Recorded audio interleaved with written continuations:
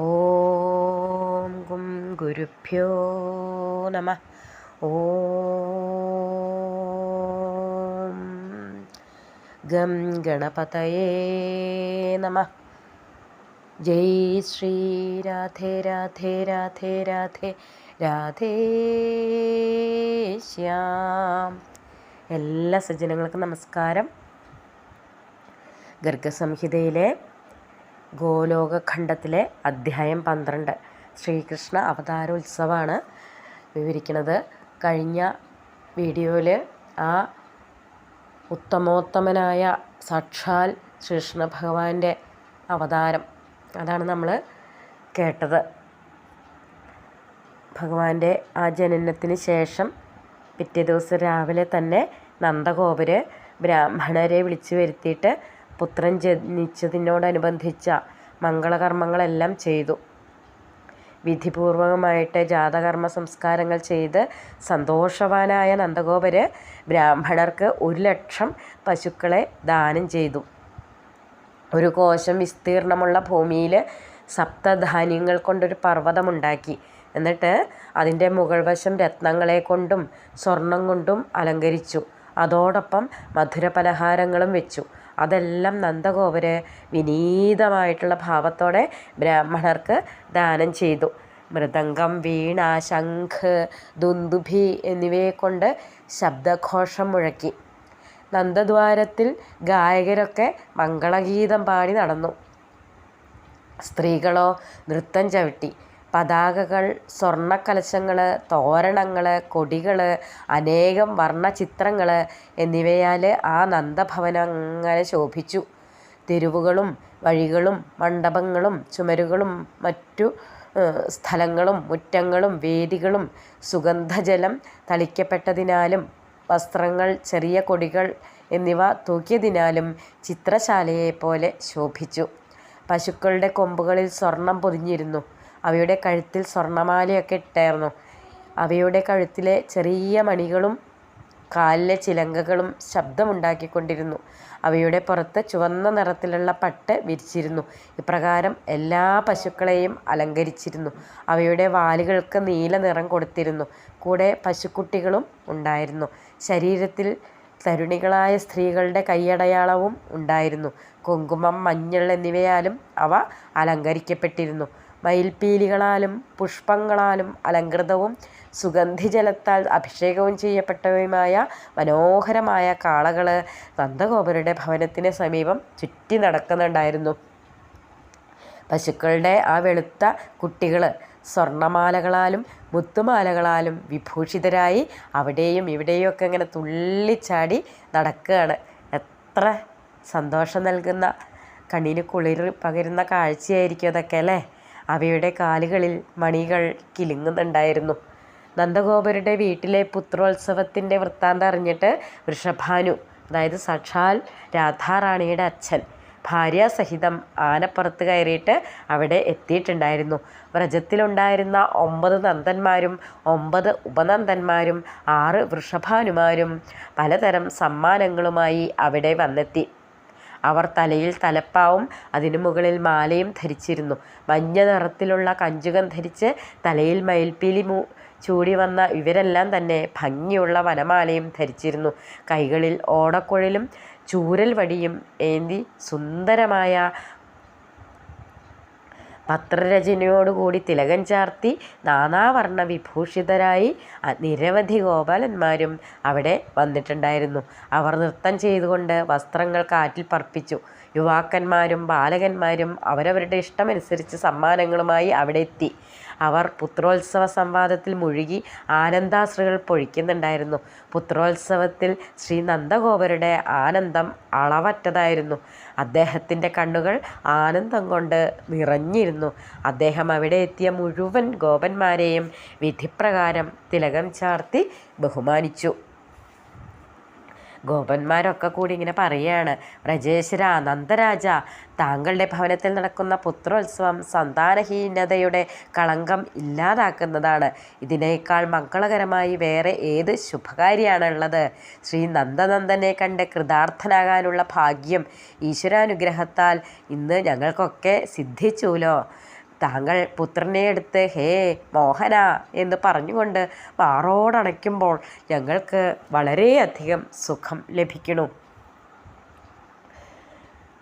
ബന്ധുക്കളെ, താങ്കളുടെ എല്ലാം ആശീർവാദവും പുണ്യവും കൊണ്ട് ഇന്ന് ഈ ആനന്ദദായകമായ ശുഭദിനം കിട്ടി. താൻ പ്രജവാസികളായ ഗോപഗോപികമാരുടെ ആജ്ഞാപാലകനായ സേവകൻ മാത്രമാണ് എന്ന് നന്ദഗോപർ പറയാണ്.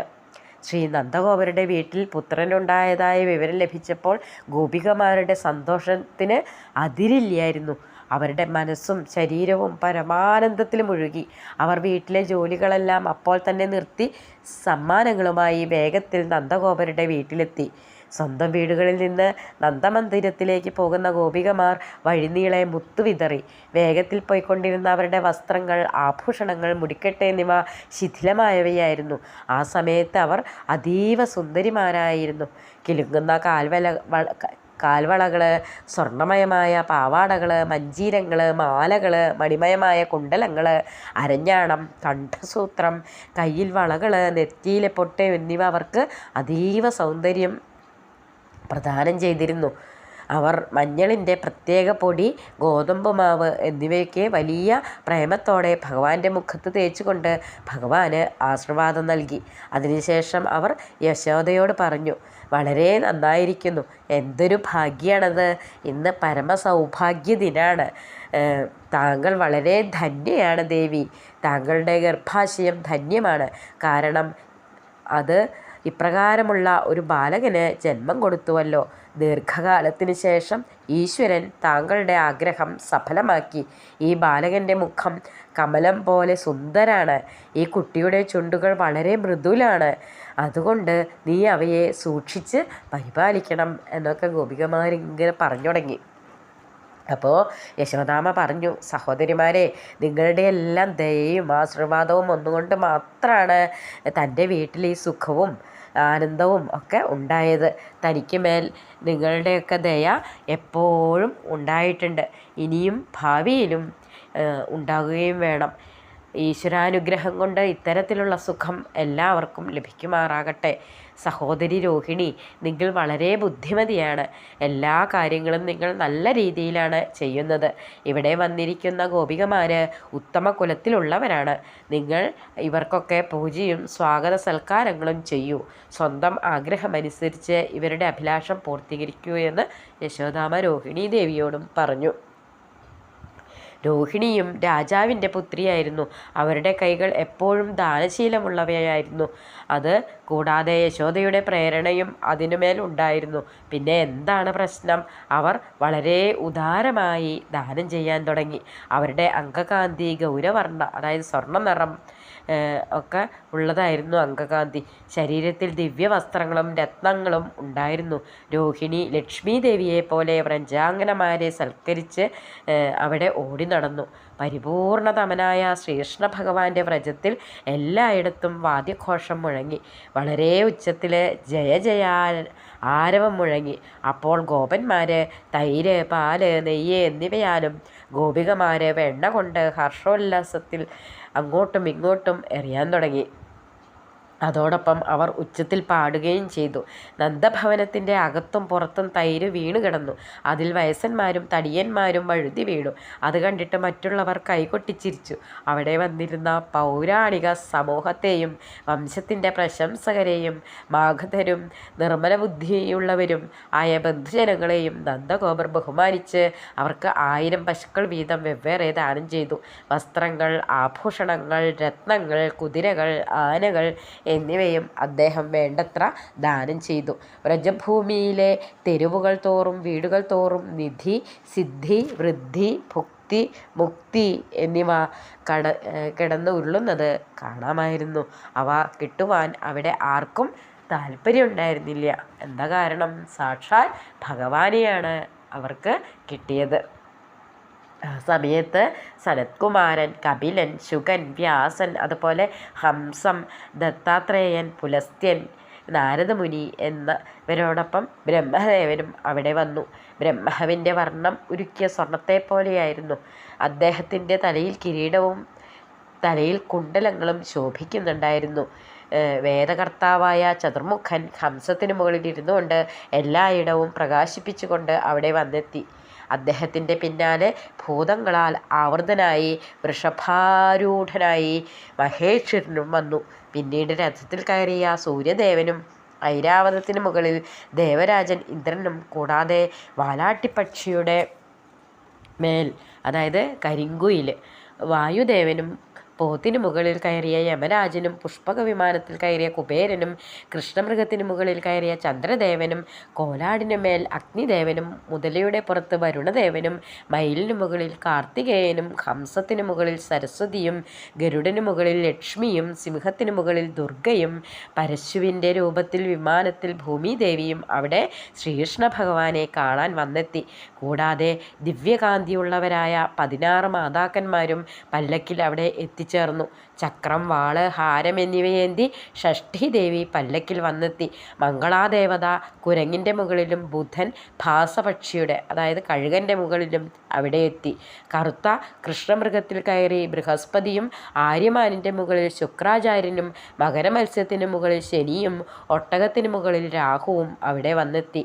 ഈ ഗ്രഹദേവതമാരെല്ലാം അതീവ തേജസ്സുള്ളവരായിരുന്നു. അവിടെ എല്ലാവരും കൂടി വലിയ കോലാഹലത്തോടെ ആനന്ദഭരിതരായി നിറഞ്ഞ് കവിഞ്ഞ് നിന്നു. നന്ദഗോപന്മാരുടെയും ഗോപികമാരുടെയും കൂട്ടങ്ങൾ കാണാമായിരുന്നു. ദേവന്മാർ അവിടെ കുറച്ചു സമയം താമസിച്ചതിന് ശേഷം തിരിച്ചുപോയി. പരിപൂർണതമനായ ബാലരൂപ ശ്രീകൃഷ്ണനെ കണ്ട് അവർ സ്തുതി പാടി. ബ്രഹ്മാവ് മുതലായ മുഴുവൻ ദേവന്മാരും ഋഷിമാരോടൊപ്പം അവിടെ ശ്രീകൃഷ്ണ ഭഗവാനെ ദർശിച്ച് പ്രേമവിഹ്വലരും ഹർഷോല്ലാസരുമായി സ്വന്തം ധാമങ്ങളിലേക്ക് തിരിച്ചുപോയി. ഈ ഒരു അധ്യായം പരിപൂർണ ആനന്ദത്തോടു കൂടി ആ രാധാകൃഷ്ണന്മാരുടെ പാതാരവിന്ദങ്ങളിൽ സമർപ്പിക്കുകയാണ്. ആ പരിപൂർണതമനായ ഭഗവാന്റെ ആ ജനന ഉത്സവം എങ്ങനെ വർണ്ണിക്കാനാണ്? എല്ലാം ആ രാധാകൃഷ്ണന്മാരുടെ, ഗുരുനാഥന്മാരുടെ, മാതാപിതാക്കളുടെ, സജ്ജനങ്ങളുടെ അനുഗ്രഹം എന്ന് മാത്രം വിചാരിച്ചുകൊണ്ട് എൻ്റെ എല്ലാ വാക്കുകളും ആ പ്രപഞ്ചശക്തിയുടെ പാതാരവിന്ദങ്ങളിൽ സമർപ്പിച്ചുകൊണ്ട് എല്ലാവർക്കും രാധാകൃഷ്ണ കൃപാകടാക്ഷം എപ്പോഴും ഉണ്ടാകട്ടെ എന്ന് പ്രാർത്ഥിച്ചുകൊണ്ട് സമർപ്പിക്കുന്നു. ജയ് ശ്രീ രാധേ രാധേ രാധേ രാധേ രാധേ ശ്യാം.